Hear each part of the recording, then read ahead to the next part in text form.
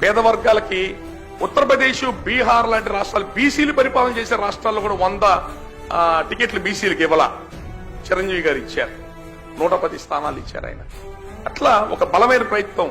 అదే రాజశేఖర రెడ్డి గారు ఏం చేశారు, 85 మంది రెడ్లకు ఇచ్చారు. ఇదేంటంటే ఒక కమ్యూనిటీకి 80 సీట్లు ఇవ్వడం ఏంటండి అని అంటే గెలుపు గుర్రాలు అన్నాడు. ఈ మాత్రం గెలుపు గుర్రాలు చిరంజీవి చూసుకోలేడా? ఆయన ఎందుకు పేదలకు ఇచ్చారు టికెట్లు? పేద వర్గాల అభివృద్ధి చెందాలని చెప్పని. లాస్ట్ టైం పవన్ కళ్యాణ్ గారి టికెట్స్ ఇచ్చిన దాంట్లో ఎంతమంది యువత ఉన్నారు తెలుసా? ఎంతమంది చిన్న చిన్న వ్యాపారాలు చేసుకునే వాళ్ళు ఉన్నారు. ఒక ప్రయత్నం చేశాడు. ఈవెన్ ఆయన నిలబడ్డ 2 నియోజకవర్గాల్లో కూడా రూపాయి డబ్బులు ఖర్చు పెట్టాల. రూపాయి డబ్బులు ఖర్చు పెట్టకుండా 60,000 ఓట్లు తెచ్చుకున్నాడు.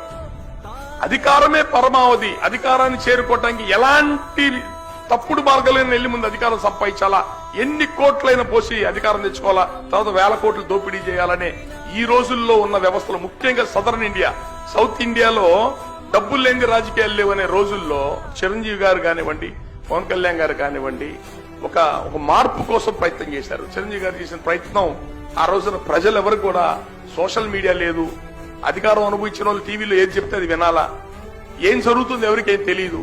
అనేక దెబ్బలు, ఆటుపోట్లు, వెన్నుపోట్లు అనేకం జరిగినాయి. 15-20 సీట్లు గెలిచామంటున్నారు. 50 సీట్లు 500 నుంచి 1000 ఓట్లు, 2000 ఓట్లతో ఓడిపోయారు చిరంజీవి గారు.